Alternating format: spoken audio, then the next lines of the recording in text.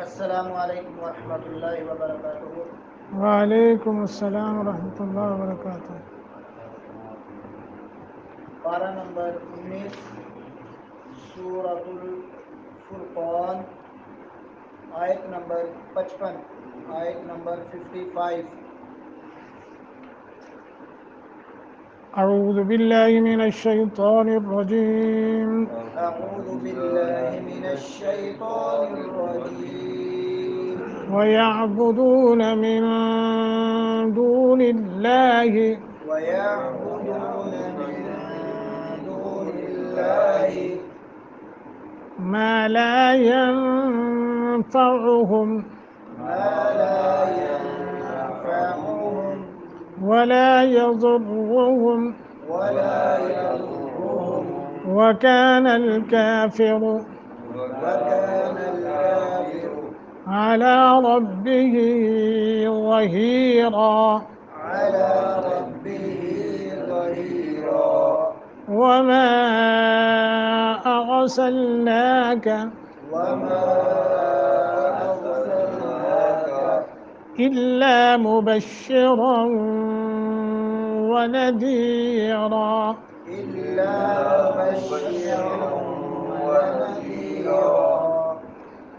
وَيَعْبُدُونَ مِن دُونِ اللَّهِ مَا لَا يَنفَعُهُمْ وَلَا يَضُرُّهُمْ وَكَانَ الْكَافِرُ عَلَى رَبِّهِ ظَهِيرًا۔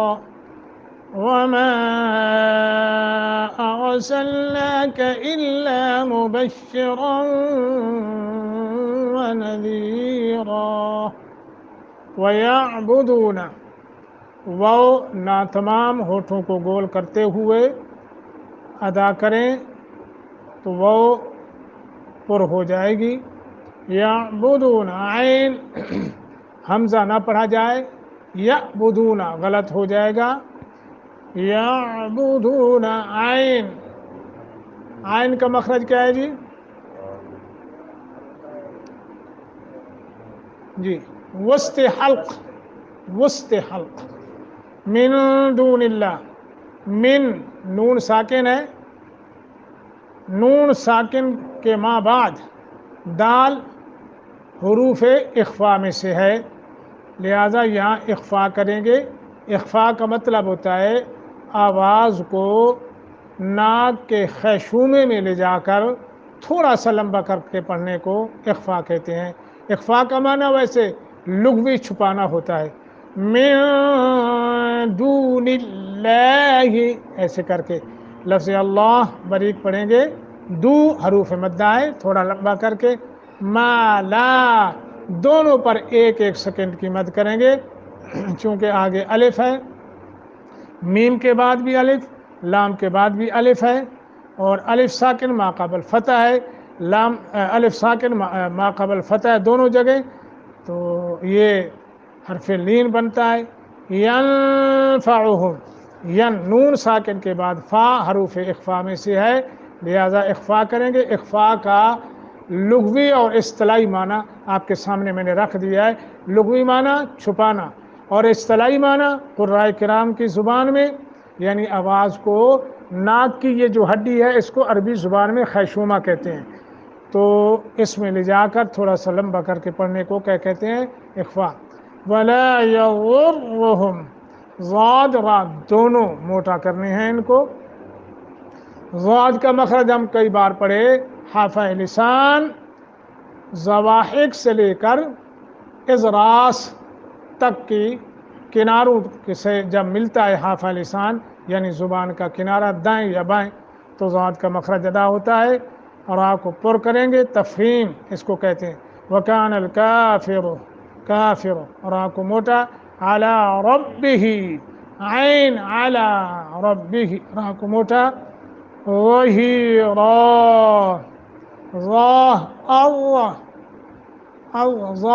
ظا، کیا مخرج بنے گا؟ زبان کی نوک اور جب کہ پشت زبان کو تھوڑا سا دخل ہے، جب ثنایا علیا کے اوپر جو تالو کا نرم گوشت ہے اس سے لگتا ہے نا، تو پھر ضا کا مخرج ادا ہوتا ہے.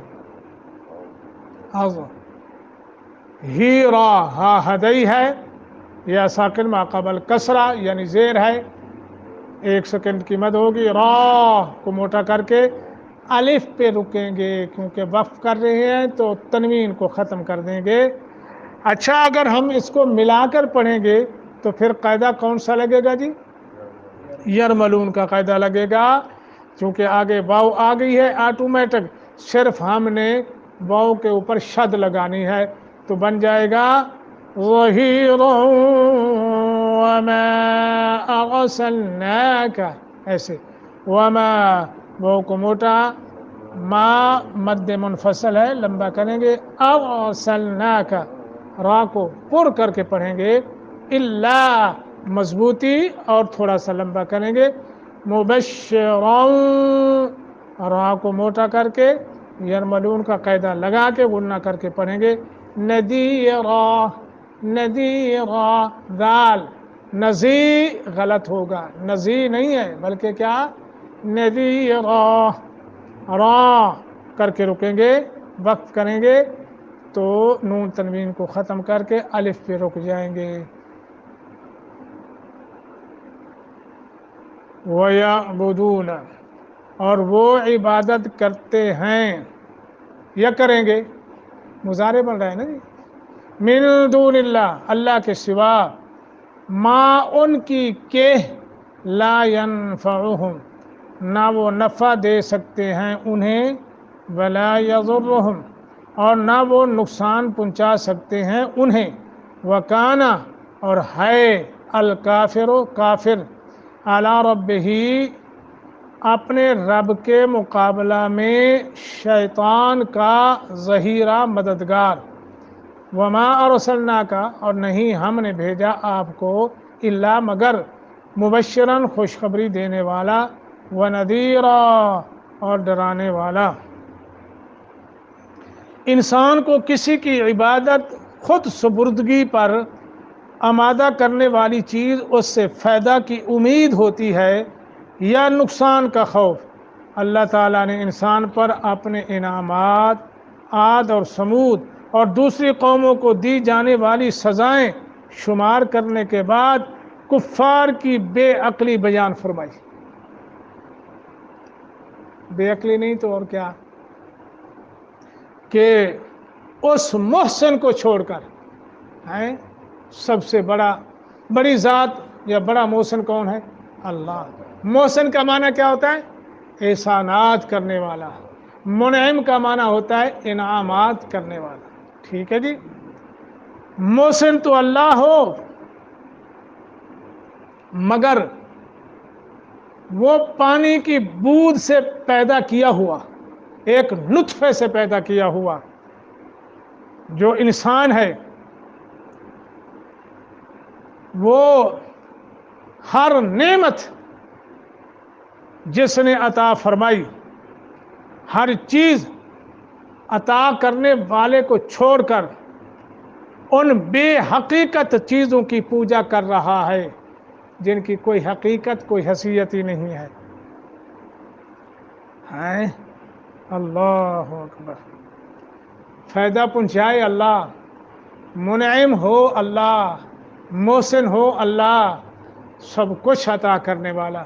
میرے بھائیو ہمیشہ عرض کرتا ہوں، باقی کچھ بھی نظر نہ آئے انسان کو، وفی انفسکم افلا تبصرون، آفاق کے اندر بکھری ہوئی اللہ کی نشانیاں، آیات، دلائل، ان کی طرف نظر نہ بھی جائے، ذہن نہ بھی جائے، خود انسان اب اپنے معدے کی طرف دیکھے. مجھ سے پوچھیں یا افضل معراج سے پوچھیں، ڈھانچہ ہمارا آپ کو لگ رہا ہے، زبان ہماری ہل رہی ہے، مگر ہمت اور سکت نہیں، کیونکہ اندر کی مشینری کمزور ہوئی کھلی ہے. ہاں جی، جواب دہی کھلی ہے. تو بات یہ ہے، یہ معدہ اس کو دیکھ کیسی مشینری، کیسا نظام چلا دیا اللہ نے. یہ ہاتھ تیرے کنٹرول میں اللہ نے مسخر کر دیا، پاؤں، آنکھ، اس کو تو دیکھیں. سمجھ آتی ہے بات کہ یہ سارے احسانات انعامات یہ اللہ کے ہیں، تو پھر حق بنتا ہے جو محسن ہو، جو منعم ہو، جو عطا کرنے والا ہو، تو عبادت بھی اس کی ہونی چاہیے۔ مگر فرمایا یعبدون، مضارع کا صیغہ جو استمرار کے لیے، ان کے حال پر تعجب کے لیے ذکر فرمایا کہ یہ نہیں کہ انہوں نے ایک آدھ دفعہ یہ کمینگی کی ہو کفار نے، بلکہ کرتے ہی چلے جاتے ہیں۔ اللہ تعالیٰ نے قرآن مجید میں اپنے سوا تمام ہستیوں کے نفع و نقصان کے مالک ہونے کی اور عبادت کا حقدار ہونے کی نفی بار بار فرمائی ہے۔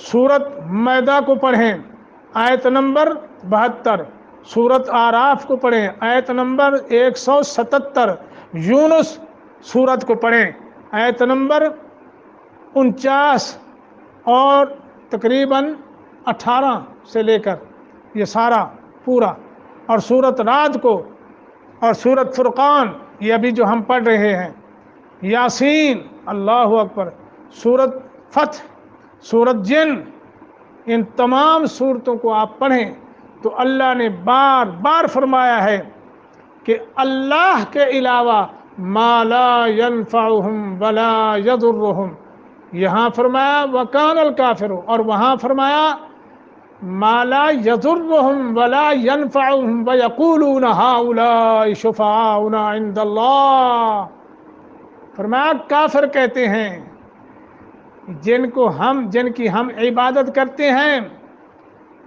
مانتے ہیں یہ نفع و نقصان کے مالک تو شاید نہ ہوں، لیکن یہ ہماری اللہ کے ہاں کیا کرتے ہیں؟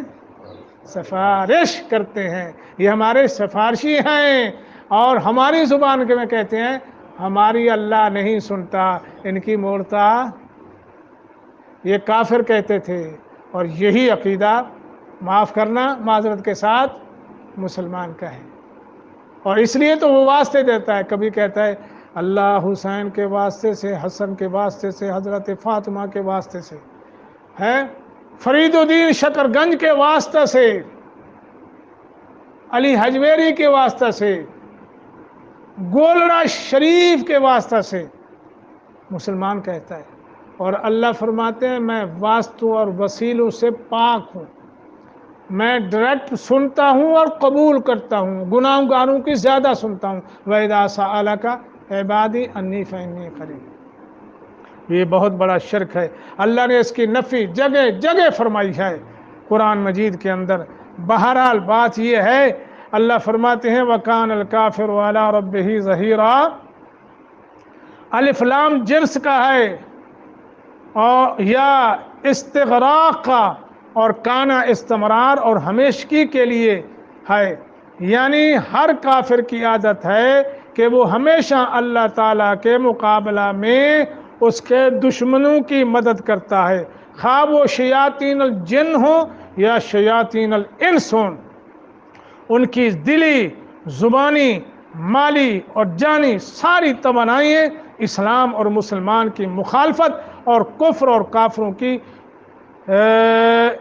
حمایت کے لیے وقف ہوتی ہیں، جیسا کہ اللہ نے دوسری جگہ فرمایا الذین آمنوا یقاتلون فی سبیل اللہ، ایمان والے لڑتے ہیں اور حمایت کرتے ہیں، کس کی؟